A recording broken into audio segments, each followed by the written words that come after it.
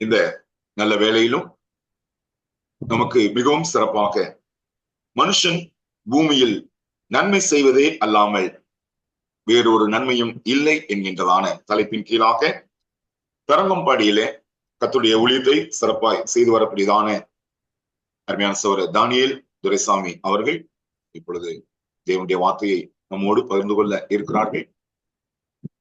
மலேசியாவிலே கேல் பகுதியிலே குடிவரக்கூடியதான தமிழ் கிறிஸ்துவின் சபையின் சார்பாக அருமையான சகோதரர் தானியேல் துரைசாமி அவர்களை சபையின் சார்பாக அவர்களை தேவ செய்தி கொடுக்க முடியாது அன்போடு அழைக்கின்றேன். ஆண்டவராக இயேசு கிறிஸ்துவானவருக்கும் பரிசுத்த ஆவியானவருக்கும் இன்றைக்கு சதா காலங்களிலும் புதிய கன மகிமை உண்டாக்கப்படுவது. பரிசுத்தவான்கள் யாவருக்கும் இந்த வாரத்தின் நாளிலே இந்த காலை வேளையிலே ஆண்டவராக இயேசு கிறிஸ்துவின் நாமத்தினாலே யாவரையும் வாழ்த்துவதிலே மகிழ்ச்சி அடைகிறேன். இந்த நாள் தொழுகையிலே தேவனுடைய சமூகத்திலே நாம் யாவரும் கர்த்தருடைய வார்த்தையை தியானிக்கும்படியாக காத்திருக்கும்படியாக தேவன் பாராட்டின பெரிய கிருபைக்காக நாம் நன்றி செலுத்தவும் ஜெபம் செய்து தேவனுடைய வார்த்தைகளாக கடந்து செல்லலாம். எங்களை அதிகமாய் நேசித்து பாதுகாத்து வழி நடத்துகிறதான எங்கள் பரிசுத்த மீது நல்ல பிதாவே, இது சென்ற நாட்கள் முழுவதுமாக நம்முடைய கிருபை, இரக்கம், தயவு இரவு பகல் நேரங்கள் எங்களோடு இருந்தமைக்காக நன்றி சொல்கிறோம். இந்த நாளில் நம்முடைய புதிய கிருபையினால் எங்களை தாங்கி இதோ தகப்பனே நம்முடைய ஆவிக்குரிய மன்னாவினால் எங்களை போஷித்து வழிநடத்த காத்திருக்கிறீர். இதோ நீர் எங்களுக்கு கொடுக்கிறதான ஆலோசனையினால இந்த பூமியில நாங்கள் நீதியாக வாழ தகப்பனே எங்களுக்கு ஒரு வாய்ப்பை பெற்றிருக்கிறோம். அதற்காக உங்களுக்கு நன்றி சொல்லுகிறோம். இதோ இந்த நாளிலே கூட உங்களுடைய சமூகத்தில் நாங்கள் கேட்க இருக்கிற இந்த வார்த்தைகளை ஆசீர்வதித்து தாரும். இதோ உங்களுடைய வார்த்தைக்காக காத்திருக்கிற பிள்ளைகளை ஒவ்வொருவரையும் ஆசீர்வதியும் எடுத்து உரைக்கிற இதோ அடியனை மறைப்பிறாக தேவ ஞானத்தோடு எல்லாவற்றையும் பகிர்ந்து கொள்ள நீரே இரக்கமும் கிருபையும் பாராட்டும்படியாக இயேசுவின் நாமத்திலே ஜெபிக்கிறோம் பிதாவே, ஆமேன். கிறிஸ்துக்குள் அன்பான தேவ பிள்ளைகளே, பரிசுத்தவான்களே, உங்கள் யாவருக்கும் மீண்டுமாக இயேசுவின் நாமத்திலே வாழ்த்துதலை கொள்வதிலே மகிழ்ச்சி அடைகிறேன். இந்த நாளிலே தேவனுடைய சமூகத்திலே நாம் நன்மை செய்வதை குறித்து தேவ சமூகத்திலே தியானிக்கும்படியாக இருக்கின்றோம். இந்த உலகத்திலே எல்லா மனிதர்களும் விரும்புகிற ஒரு காரியம் நன்மை கிடைக்க வேண்டும், நன்மையை பெற வேண்டும் என்பதுதான். எந்த ஒரு மனிதனும் எந்த ஒரு உயிரினமும் தனக்கு தீமையை விரும்புவதல்ல. தீமை என்பது மனிதனுக்கு துன்பமாக, ஒவ்வொரு உயிரினங்களுக்கு துன்பமான ஒரு காரியமாக இருக்கிறது. நன்மையான காரியம் என்பது எல்லாருக்குமே அது நன்மை வரக்கூடிய ஒன்று. அதனால்தான் தேவன் அவர் நமக்கு நன்மை செய்கிறவராக இருக்கிறார். தேவன் நம்மளை ஆசீர்வதித்து இந்த பூமியிலே நம்மளை வைத்தது ஒரு பெரிய நன்மையான காரியம். நம்மளை படைத்த நோக்கமும் கூட அதுதான் என்று நாம் பார்க்கின்றோம். தேவன் ஒவ்வொரு மனிதனையும் படைத்த நோக்கத்தை குறித்து பார்க்கும் பொழுது பிரசங்கி ஆசிரியர் எழுதினதிலிருந்து நாம் ஆசைக்கு கேட்டோம். பூமியிலே மனிதன் நன்மை செய்வதை தவிர வேறு ஒரு நன்மையும் இல்லை என்று பார்க்கின்றோம். அந்த நன்மை செய்யும்படியான அடையாளத்தை தான் நம்முடைய ஆண்டவராகிய இயேசு கிறிஸ்து இந்த உலகத்திலே வந்து நாம் எல்லாருக்கும் அதை செய்தும் காட்டினார். வேதாகமத்திலே பார்க்கும் பொழுது அப்போஸ்தலர் புஸ்தகம் 14வது அதிகாரம் 17ஆம் வசனத்தை நாம் வாசிப்போம் என்றால், அதிலே தேவன் நமக்கு மிகுதியான நன்மைகளை செய்கிறவராக இருக்கின்றார். நன்மை செய்வதுதான் அவருடைய நோக்கமாக இருக்கிறது. அந்த வேத பகுதியை நாம் கவனிக்கும் பொழுது அவர் நன்மை செய்து வந்து வானத்திலிருந்து மழைகளையும் செழிப்புள்ள காலங்களையும் நமக்கு தந்து ஆகாரத்தினாலும் சந்தோஷத்தினாலும் நம்முடைய இருதயங்களை நிரப்பி இவ்விதமாய் அவர் தம்மை குறித்து சாட்சி விளங்க பண்ணாதிருந்ததில்லை என்று நாம் வாசிக்கிறோம். அப்ப தேவன் தம்மை குறித்து எப்படி இங்கே சாட்சி விளங்க பண்ணியிருக்கிறார் என்றால், அவர் நன்மை செய்கிறவராக இருந்திருக்கிறார். ஆக அவரால் படைக்கப்பட்ட பிள்ளைகளாகிய நீங்களும் நானும் நன்மை செய்கிறவராக, நன்மை செய்கிற உலகத்திலே சிருஷ்டிக்கப்பட்டிருக்கிறோம். ஆனால் வருத்தத்துக்குரிய காரியம் என்னவென்றால், நாம் இந்த உலகத்திலே நன்மை பெறுகிறவர்களாக விரும்புகிறோம். யாரு வேண்டுமானாலும் நன்மை செய்ய வேண்டும் எனக்கு என்பது நோக்கமாக மனிதன் கொண்டிருக்கிறான். ஆனால் நாமோ மற்றவர்களுக்கு நன்மை செய்வதிலே குறைவுள்ளவர்களாக இருக்கிறோம். ஆக தேவனுடைய குணமானது, செயலானது எப்படி என்றால், அவர் நன்மை செய்கிறவராக இருக்கிறார். இந்த பூமியிலே மனிதர்களுக்கு நன்மை செய்யும் வண்ணமாகத்தான் இந்த உலகத்தை படைத்தார். அதிலே நம்மளை ஆசீர்வதித்தும் வைத்திருக்கிறார். இன்னும் யாக்கோப்பு ஆசிரியர் கூறும்பொழுது கூட 1வது அதிகாரம் 17ஆம் வசனத்திலே நாம் வாசிக்கும் பொழுது, நன்மையான எந்த ஈவும் பூரணமான எந்த வரமும் பரத்தில் உண்டாகி சோதிகளின் பிதாவினிடத்திலிருந்து இறங்கி வருகிறது. அவரிடத்தில் யாதொரு மாறுதலும் யாதொரு வேற்றுமையும் நிழலும் இல்லை என்று வாசிக்கிறோம். ஆக நம்முடைய தேவனை பற்றி வேதம் அழகாக வெளிப்படுத்துகிறது. அவர் நன்மை செய்கிறவராகத்தான் இருக்கிறார். அவர் தீங்கு செய்கிறவராக, தீங்கு நினைக்கிறவராக இல்லை என்று நாம் பார்க்கிறோம். ஆக நம்முடைய வாழ்க்கையிலே இந்த தேவனை தெய்வமாக வெளிப்பட்டுக் கொண்டிருக்கிற நாம் எப்படி வாழ்ந்து கொண்டிருக்கிறோம் என்று சிந்திக்க வேண்டும். அநேக வேளைகளில் நம்முடைய வாழ்க்கையினுடைய நிலையை நாம் கவனிப்பதல்ல. நன்மை பெறுகிறவர்களாக இருக்கிற நாம் நன்மை செய்கிறோமா? ஒவ்வொரு நாளும் நமக்கு ஒரு வாய்ப்பு தான். ஒவ்வொரு நாளும் தேவன் நமக்கு நன்மைகளை செய்வதற்கான வாய்ப்புகளை கொடுக்கிறார். ஆனால் இன்றைக்கு மனித குலம் அதை செய்வதை, நன்மை செய்வதை விட்டு மற்ற அனைத்தும் செய்து கொண்டிருக்கிறார்கள். இதிலே கிறிஸ்தவர்களும் உள்ளடங்கினவர்கள் தான். உலக மக்கள் சத்தியத்தை அறியாதவர்கள் தீங்கு செய்கிறார்கள், தீங்கு நினைக்கிறார்கள் என்று சொன்னால் அது ஒரு பக்கம் இருந்து போகனாலும் கூட, தேவனை அறிந்தவர்கள், கிறிஸ்துவை விசுவாசிக்கிறவர்கள், கர்த்தருடைய வசனத்தை பெற்றுக்கொண்டவர்களும் கூட மனதார நன்மை செய்யாமல் தீமை செய்கிறவர்களாக இருக்கிறார். ஆக இது வருத்தத்துக்குரிய ஒரு காரியமாக இருக்கிறது.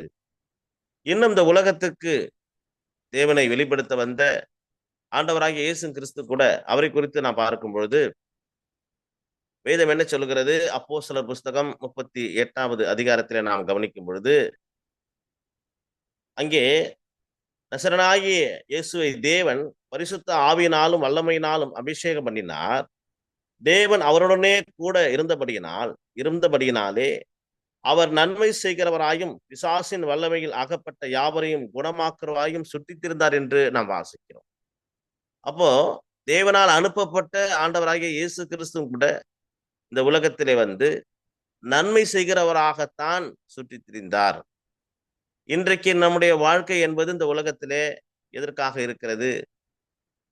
ஒரு மனிதன் எதற்காக வாழ்கிறான்? என்ன நோக்கம் இருக்கிறது என்றால், இன்னைக்கு நாம் இந்த உலகத்திலே சஞ்சரித்து வாழ்கிற வாழ்க்கையை ஆராய்ந்து பார்க்கும் பொழுது நாம் சுயநலம் உள்ளவர்களாக சுற்றித் திரிகிறோம்.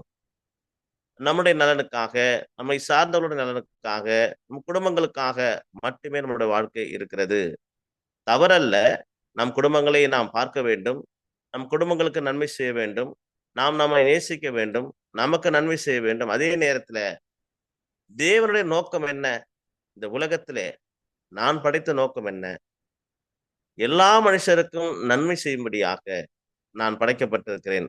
ஆக என்னுடைய வாழ்க்கையில இந்த நன்மைகளை நான் செய்து கொண்டே இருக்கிறேனா என்று நாம் சிந்திக்க வேண்டும்.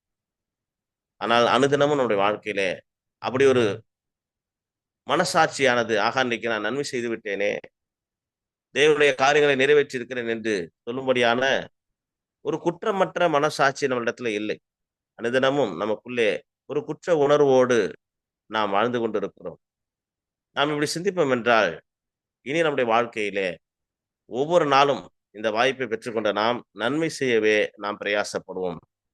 ஏனென்றால் தேவன் நன்மை செய்கிறவராக இருக்கிறார். பரிசுத்த ஆவியானவரும் கூட நன்மை செய்கிறவராக இருக்கிறார் என்று நாம் பார்க்கிறோம். ஆக நம்முடைய வாழ்க்கையிலே நன்மை செய்கிற மனுஷராக நாம் இருப்போம். இன்னும் கூட வேதம் சொல்லுகிறது,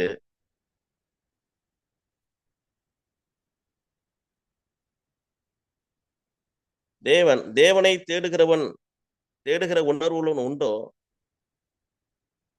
என்று பார்க்க கர்த்தர் பரலோகத்திலிருந்து மனுபுத்திரனை கண்ணோக்குகிறார். எல்லாரும் வழி விலக்கி ஏகமாய் கெட்டு போனார்கள், நன்மை செய்கிறவன் இல்லை, ஒருவனாகிலும் இல்லை என்று இங்கே நாம் வாசிக்கிறோம். சங்கீத புஸ்தகத்திலே 14வது சங்கீதத்திலே 3ஆம் வசனத்திலே வாசிக்கிறோம். அப்போ இந்த உலகத்துல மனுஷன் எப்படி ஆயிட்டான் என்று நம்மளை உண்டாக்கின தேவன் இங்கே எழுதி வைத்திருக்கிறார். ஆக இது சங்கீத புஸ்தகத்தில் எழுதினத்தானே, இது முற்காலத்துல வாழ்ந்த மனிதர்களை குறித்து எழுதப்பட்டிருக்கு என்று நாம் நினைத்துவிட வேண்டாம். தேவன் இங்கே மனிதர்களை குறித்து தான் எழுதியிருக்கிறார். அக்காலத்தில் வாழ்ந்தவர்களும் இக்காலத்தில் வாழ்கிற ஆகிய நீங்களும் நானும் சற்று சிந்திக்க வேண்டும். நம்முடைய வாழ்க்கையில நாம் என்ன செய்து கொண்டு இருக்கிறோம்? தேவன் எதிர்பார்க்கிற நன்மைகள் நம்முடைய வாழ்க்கையிலே இருக்கிறதா? நாம் மற்றவர்களுக்கு நன்மை செய்கிறோமா என்று நாம் சிந்திக்க வேண்டும் அருமையானவர்களே. இதை தவிர நமக்கு வேறு நன்மையான காரியம் இந்த உலகத்திலே இருந்துவிட முடியாது என்று வேதம் சொல்லுகிறது. அதனால்தான் பிரசங்கி எல்லாவற்றையும் ஒரு ஆண்டு அனுபவித்த ஒரு மனிதன். அதனால்தான் அவரை கொண்டே தேவன் எழுதுகிறார். இந்த உலகத்திலே நன்மை செய்வதை தவிர வேற ஒரு நன்மையும் இல்லை. ஆக நம்முடைய வாழ்க்கையிலே நாம் சிந்திக்க வேண்டும். ஒவ்வொரு நாளும் நன்மை செய்து கொண்டே பரலோகத்திலே பொக்கிஷங்களை அதிகமாக நாம் சேர்த்து வைக்கிறவர்களாக இருக்க வேண்டும். ஆதியாகமம் புஸ்தகத்திலே கூட 6வது அதிகாரம் வசனம் 5ஆம் வசனத்திலே பார்க்கும் பொழுது, தேவன் மனிதனை படைத்ததற்காக விசனப்பட்டார் என்று நாம் பார்க்கிறோம். என்ன காரணம்? அவர் படைப்பின் நோக்கத்துக்கு தக்கவாறு இவனுடைய சிந்தனையும் இல்லை, செயல்பாடும் இல்லை. மாறாக இருந்தபடினாலே அவர் விசனப்பட்டார் என்று பார்க்கிறோம். அவர் படைத்த எல்லாவற்றையும் பார்த்து நல்லதென்று சொன்ன அவர் மனிதனை படைத்தது மாத்திரம் அவர் வருத்தப்பட வேண்டிய காரணம் என்ன?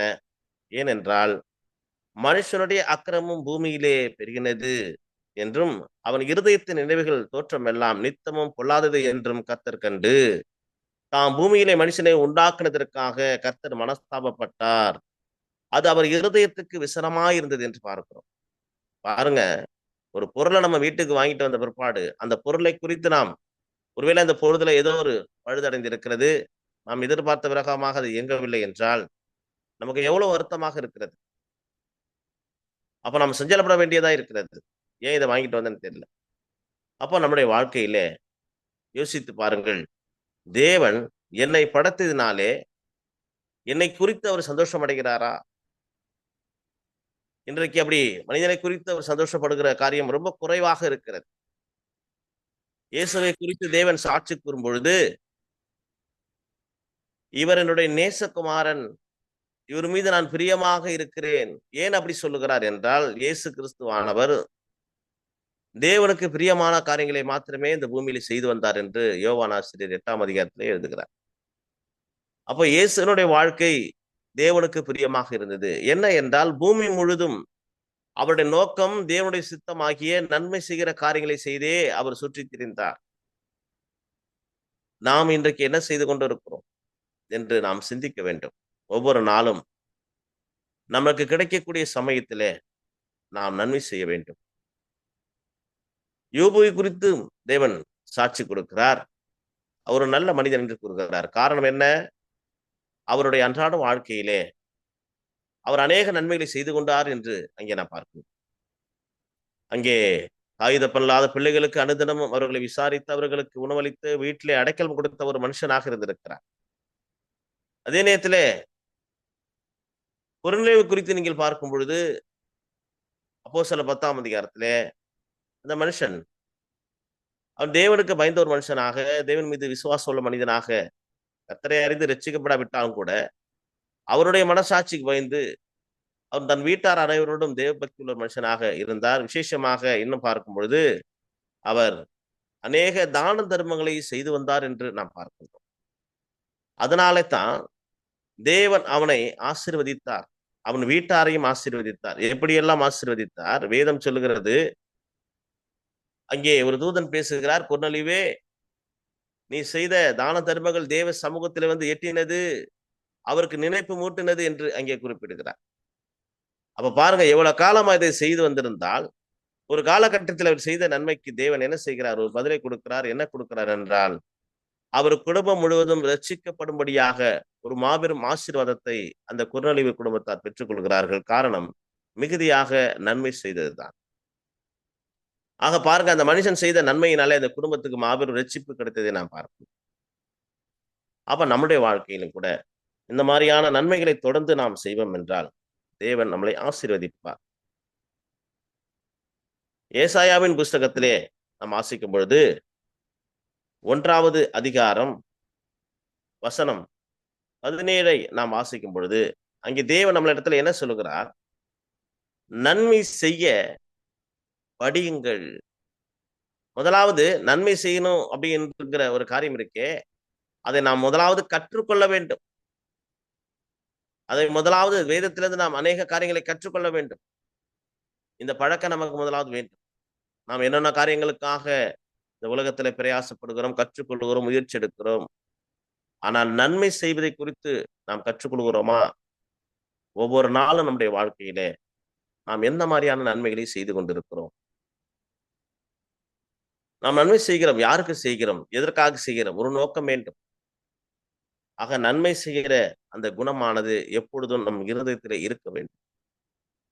நன்மை தவிர ஒரு வேறொரு தீமையும் செய்து விடக்கூடாது. சொல்லுவார்கள், அதாவது ஒரு அன்னை தெரசாவை குறித்து ஒரு கவிதை ஒரு மனிதன் எழுதினார். எப்படி எழுதினார் என்றால், அந்த தாயானவள் கருவுற்றிருந்தால் ஒரு குழந்தைக்கு தாயாய் ஆயிருப்பாள். அவள் கருணையுற்றதனால் இந்த உலகத்துக்கே தாயானாள் என்று சொல்லி ஒரு கவிஞன் எழுதியிருக்கிறார். இந்த ஒரு அருமையான வார்த்தை, புகழ்பெற்ற வார்த்தை, பாராட்டக்கூடிய வார்த்தை எப்படி வந்தது என்றால், அந்த தாயானவள் தன் சுயநலத்தோடு தனக்கான ஒரு நன்மையை மாத்திரம் தேடாமல் உலகத்தில் வாழ்கிற அனைத்து பிள்ளைகளின் மீதும் ஒரு இரக்கமுள்ளவராக இருந்து அவர்களுக்கு நன்மை செய்தபடினாலே இன்றைக்கு உலகம் முழுதும் போற்றக்கூடிய அன்னை தெரசா என்கிற அந்த அருமையான பேர் இன்னைக்கு தெரியாதவர்களே கிடையாது. ஆக இன்றைக்கு அது கிறிஸ்தவத்தின் அடிப்படையிலே தான் அந்த அன்பை அவர்கள் வழங்கியிருக்கிறார்கள். இன்றைக்கு இந்த மாதிரி சாட்சிகள் நமக்கு வேண்டும். நாமும் கூட இந்த உலகத்திலே கிறிஸ்தவர்களாக வாழ்ந்து கொண்டிருக்கிறோம். நம்முடைய குடும்பங்களிலும், நம்முடைய சமுதாயத்திலும், நம்முடைய சபைகளிலுமே, நம்முடைய வேலை செய்யக்கூடிய பணி செய்கிற இடங்களிலுமே நாம் எந்த மாதிரியான நன்மை செய்கிறவர்களாக இருக்கிறோம் என்பதை நாம் யோசிக்க வேண்டும். நான் நன்மை செய்கிறவனாகத்தான் இந்த உலகம் என்னை அறிந்திருக்க வேண்டும்.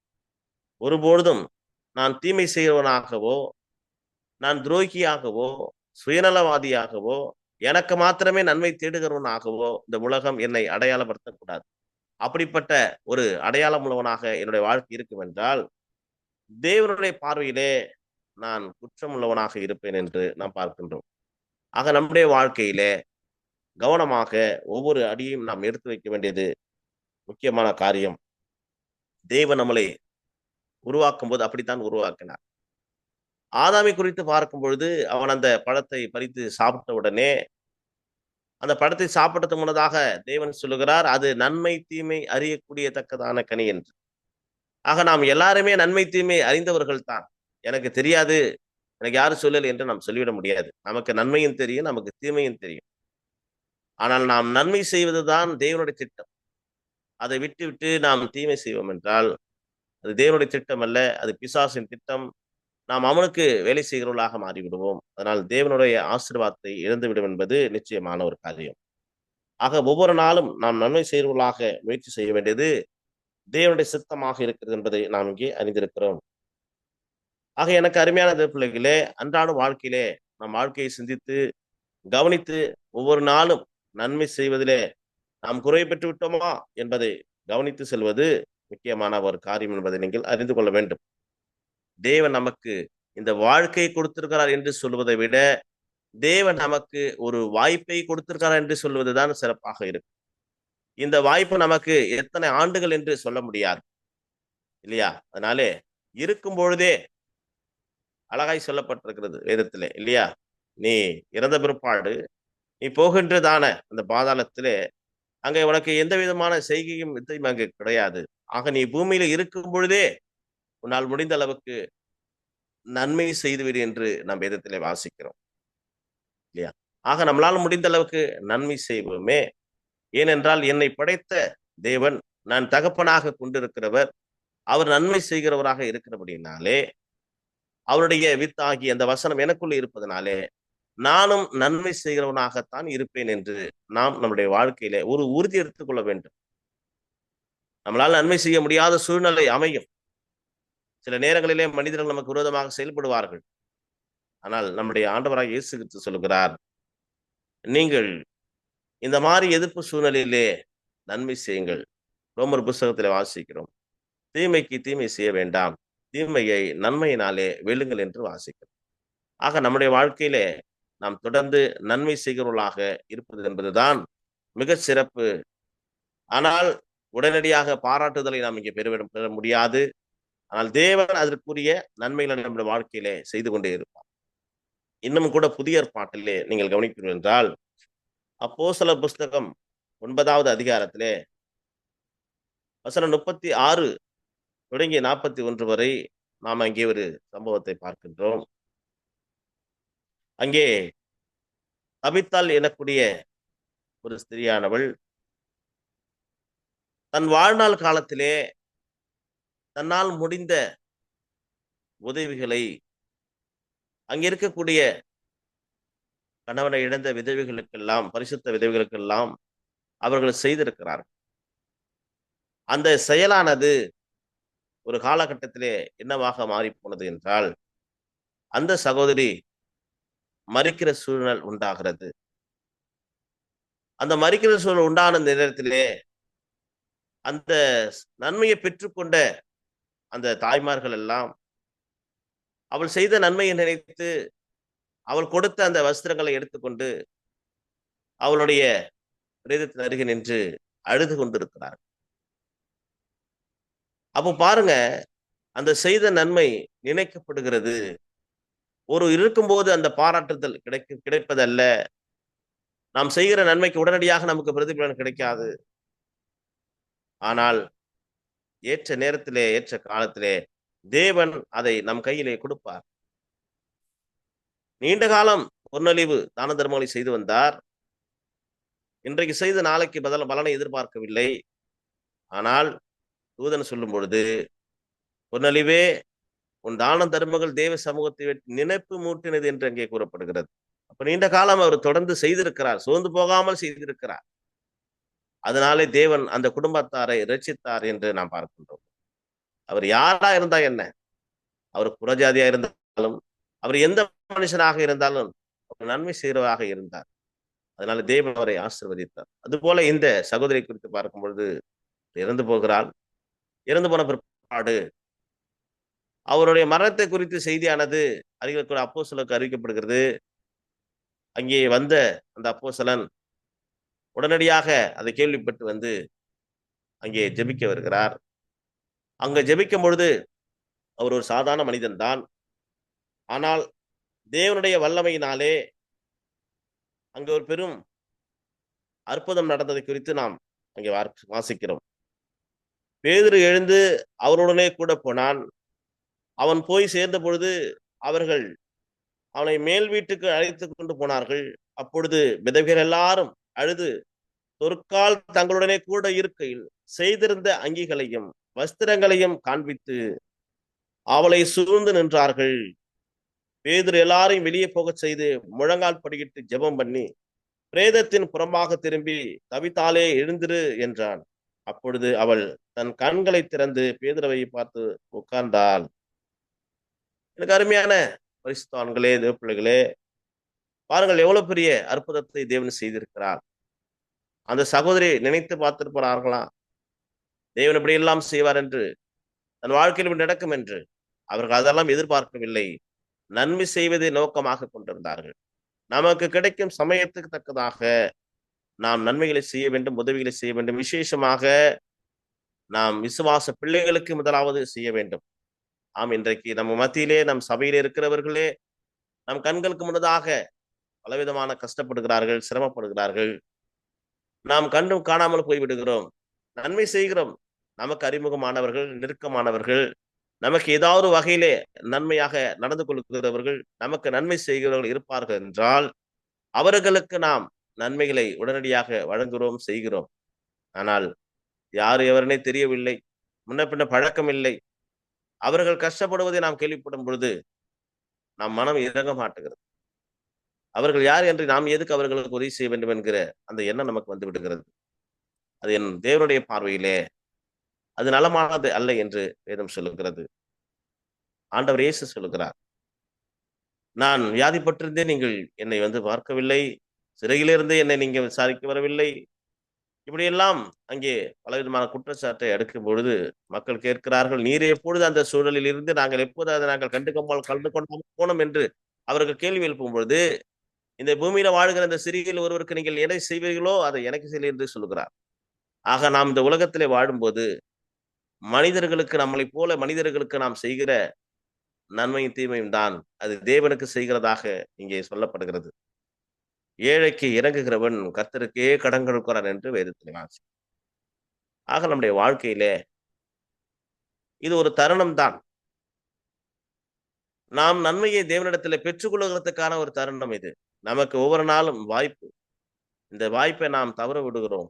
அநேக வேளைகளிலே நம்ம கண்ணுக்கு தெரிஞ்சு எத்தனை பேர் கஷ்டப்படுகிறார்கள். நம் காதுகளை செய்து விடுகிறது. ஆனால் நாம் அதை கண்டுகொள்வதில்லை. புதிதாக நாம் செய்துவிட வேண்டிய அவசியம் இல்லை. நம்மிடத்திலே என்ன இருக்கிறதோ அதை கொண்டு நாம் செய்யலாம்.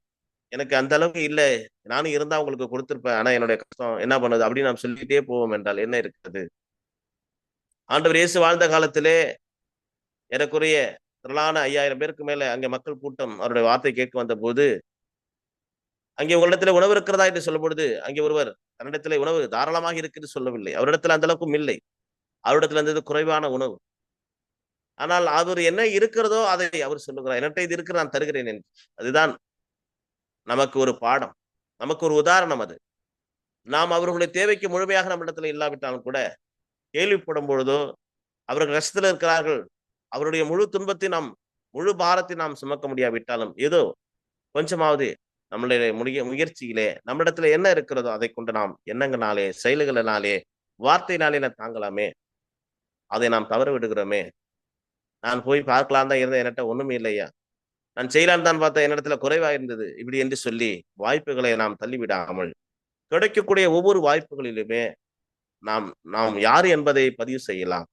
நான் தேவனுடைய புத்திரன், நான் தேவனுடைய மனுஷன், நான் ஒரு கிறிஸ்தவன். தேவன் நன்மை செய்கிறவராக இருந்தார். கிறிஸ்து நன்மை செய்கிறவராக அந்த உலகம் பொழுது அவருடைய வேலை அதுவாகத்தான் இருந்தது. ஆக நாம் அந்த வேலையை செய்ய வேண்டும்.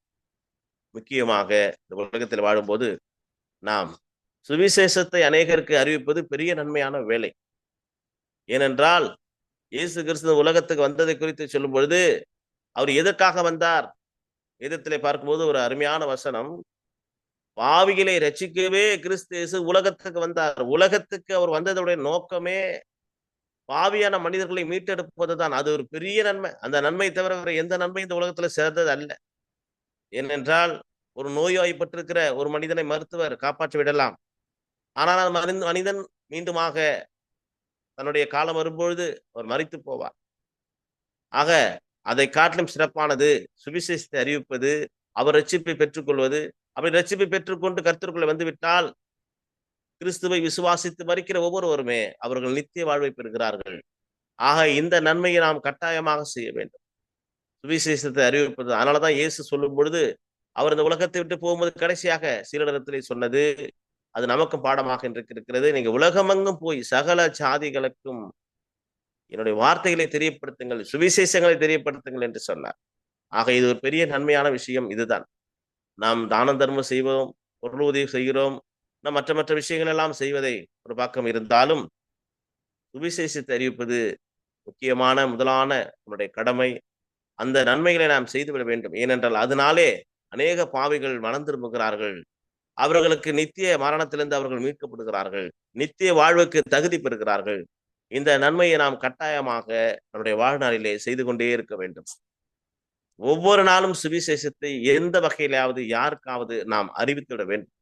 ஒரு நபருக்காவது நாம் எப்படியாவது அறிவித்துவிட வேண்டும். அதுதான் நம்முடைய நோக்கமாக நாம் கொண்டிருக்க வேண்டிய காரியம். அதை நாம் தவிர்த்து விட்டு மற்ற மற்ற காரியங்களிலே நாம் ஈடுபடுவோம் என்றால் என்ன இருக்கிறது இல்லையா? ஆக நம்முடைய வாழ்க்கையில தொடர்ந்து நன்மை செய்ய கவனமாக இருப்போம். நன்மை செய்துதான் நம்முடைய நோக்கம். ஆக பாருங்க, அந்த தபித்தாளை குறித்து பாருங்க. அவள் நன்மை செய்தனாலே அந்த மரண வேலையிலும் கூட தேவன் ஒரு பெரிய மாற்றங்களை கொடுத்தார். அவர் மரித்தும் உயிர்ப்பித்தார் இல்லையா?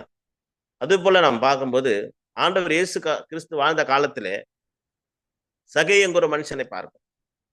அந்த மனுஷன் பாருங்க, அவன் ஒரு பொல்லாத மனுஷனாக உலக மக்களுடைய பார்வையில இருந்திருக்கலாம். அநியாயமாக அநேகரிடத்துல அவன் வட்டிக்கு கொடுத்து வட்டி வாங்கியிருக்கலாம். ஆனால் ஆண்டவர் சந்தித்த பிற்பாடு, அவர் உன் வீட்டுக்கு நான் வர்றேன் அப்படிங்கிற செய்தியை சொன்ன பிற்பாடு, அவன் சொன்ன ஒரு பெரிய மாற்றமான ஒரு வார்த்தை என்ன? ஆண்டவரை, யாரிடத்திலே நான் அநியாயமாக ஏதாவது வாங்கியிருந்தால் அதை 4 மடங்கு நான் திருப்பி கொடுத்து விடுகிறேன் என்று சொன்னான். அந்த வார்த்தை சொன்ன பிற்பாடுதான் ஆண்டவருடைய வாயிலிருந்து ஒரு வார்த்தை புறப்படுகிறது, இந்த வீட்டுக்கு இன்றைக்கு ரட்சிப்பு வந்தது என்று. அதுக்கு முன்னாடி வரைக்கும் ஆண்டவர் வார்த்தை கூறவில்லை இல்லையா? எப்பொழுது தான் தன்னிடத்திலிருந்து இருந்ததை நான் 4 மடங்கு மற்றும் எல்லாருக்கும் திருப்பி கொடுத்து விடுவேன் என்று சொன்ன அந்த நன்மையான காரியங்களை செய்கிறான் என்று அவன் சொல்லபோது, தேவனுடைய வல்லமையினாலே, தேவனுடைய அனுக்கிரகம் பெற்று அங்கே இரட்சிப்பை அந்த குடும்பம் பெறுகிறது. ஆக நம்முடைய வாழ்க்கையிலே நன்மை செய்வதனாலே நாம் ஒருபொழுதுமே கெட்டுப் போக மாட்டோம் இல்லையா? கேடு நினைப்பான் அவனே கெட்டுப் போவான். ஆக கெட்டுப் போகிறவர்கள் தான் கெட்டதை செய்து கொண்டே இருக்கிறார்கள். நாம் நல்லது செய்யறதுக்காக அந்த உலகத்துக்கு வந்தோம். அதனால தேவன் நம்மளை தெரிந்து கொண்டிருக்கிறார். உலகத்துல இருந்து நம்மளை தேவன் உன்னதமான அவருடைய பிள்ளைகளாக, கிறிஸ்தவர்களாக, கிறிஸ்துவின் ராஜ்யத்துக்குள்ளாக, பரிசுத்தவான்களாக, ராஜரீகமான கூட்டத்தாக, இது ஆசாரிய கூட்டமாக, பரிசுத்த ஜாதியாக, அவருக்கு சொந்த ஜனமாக நம்மளை அழைத்ததுக்குடைய நோக்கம் என்ன அப்படி என்றால், இந்த உலகத்திலே வாழும்போது நாம் நன்மை செய்ய வேண்டும். யாரா இருந்தாலும், எதிரிகளா இருந்தால் நமக்கு எதிரியே இருக்கக்கூடாது. ஒருவேளை அவங்க நமக்கு எதிரே உருவாகிறாங்கன்னா பரவாயில்ல, எடுத்துட்டு போறாங்க. நான் அவங்களுக்கு எதிரி கிடையாது. நான் நன்மை செய்வேன். கடைசி வரைக்கும் அதை செய்து கொண்டே இருப்பேன். இயேசுவினிடத்தில் அநேக பாடங்களை நாம் கற்றிருக்கிறோம். ஒரு வாழ்க்கை நமக்கு தெரியும் இல்லையா? தன்னை காட்டி கொடுத்த யூதாசை கூட அவர் நண்பன் என்று தான் அழைக்கிறார். கடைசியில சிலுவையில அறைந்து அந்த அறையப்பட்டு தொங்கும் போது உயிரிழத்துக்கு முன்னதாக கூட அவர்கள் அனைவரையும் மன்னிக்க முடியாத பிதானிடத்தில் வேண்டுதல் செய்தால் அதெல்லாம் நன்மையின் அடையாளம் தானே. அவர் நினைச்சால் மாறிவிடி வேண்டியிருக்கலாமே. தேவனே, என்னை புரியாமல் நீர் என்னை அனுப்பின நோக்கத்தை அவர்கள் அறிந்து கொள்ளாமல் என்னை சித்திரவதை செய்கிறார்கள், அவர்களை தண்டியும் என்று வேண்டியிருக்கலாமே இல்லையா?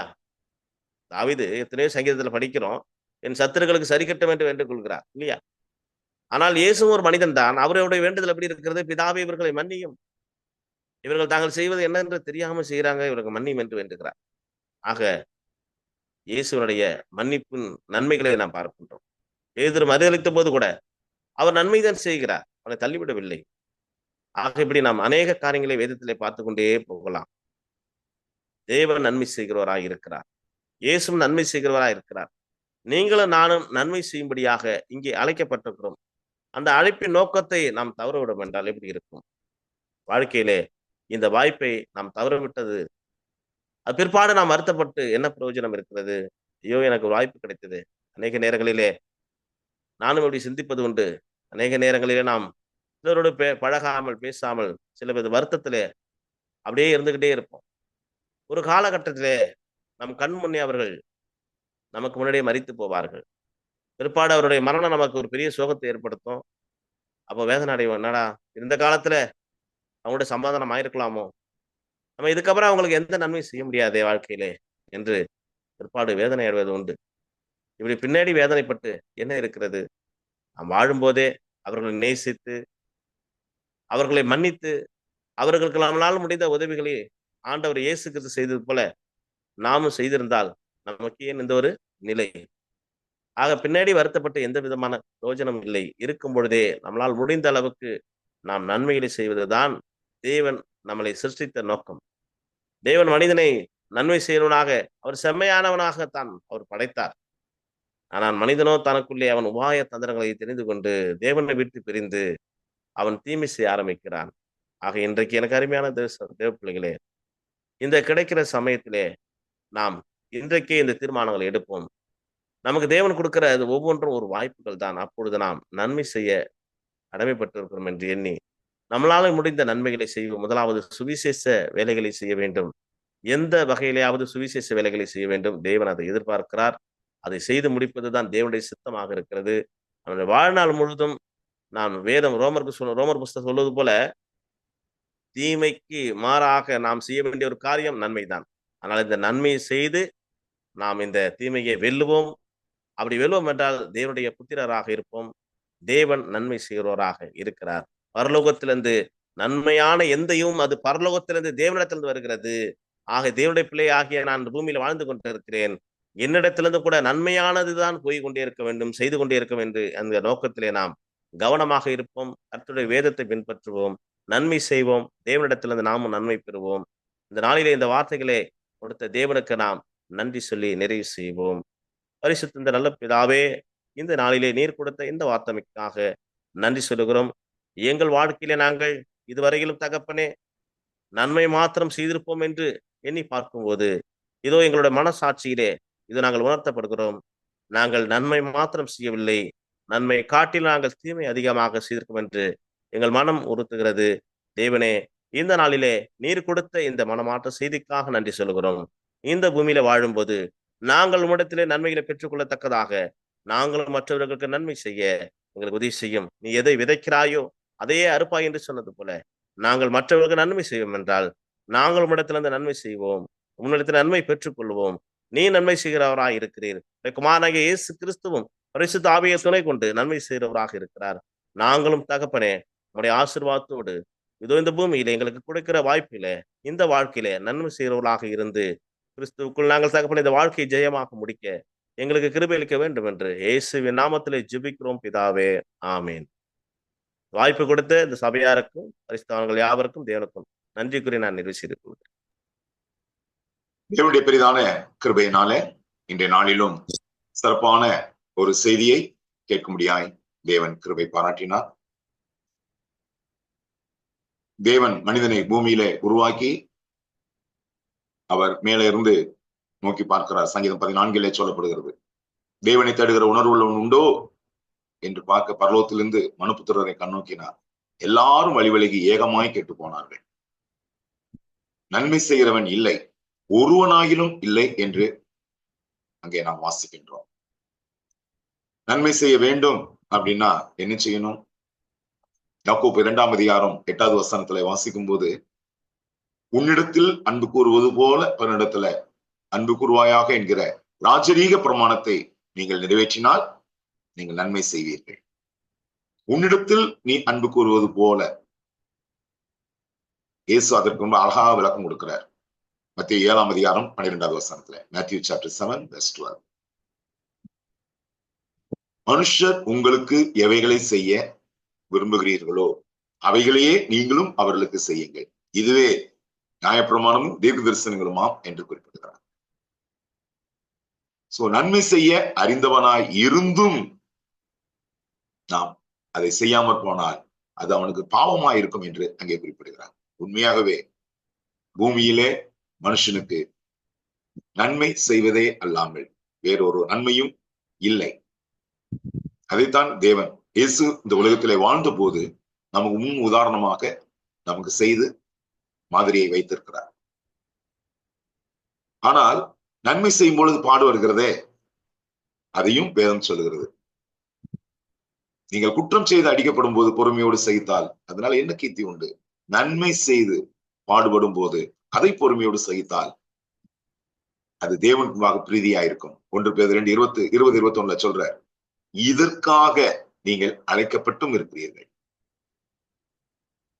இயேசு கிறிஸ்துவும் நமக்கு முன் மாதிரியை அடிச்சோட்டை நாம் பின்பற்றி வரும்படி வைத்து சென்றிருக்கிறார் என்று நாம் வேதத்திலே வாசிக்கிறோம்.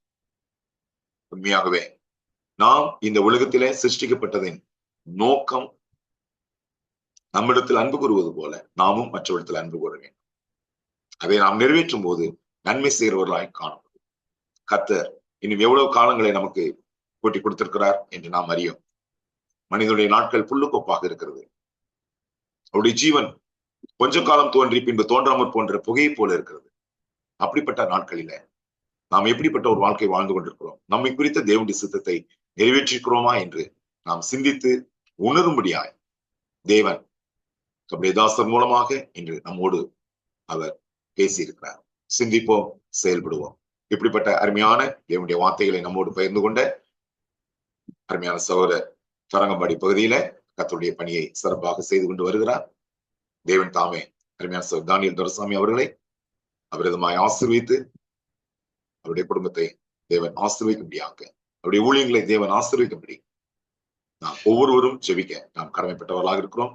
மறுபடியுமாக அருமையான சகோதரருக்கு மலேசியாவிலே கேல் பகுதியிலே கூடி வரக்கூடியதான தமிழ் கிறிஸ்துவின் சபையின் சார்பாக வாழ்த்துக்களை தெரிவித்துக் கொள்கின்றோம். இந்த நேரத்திலும்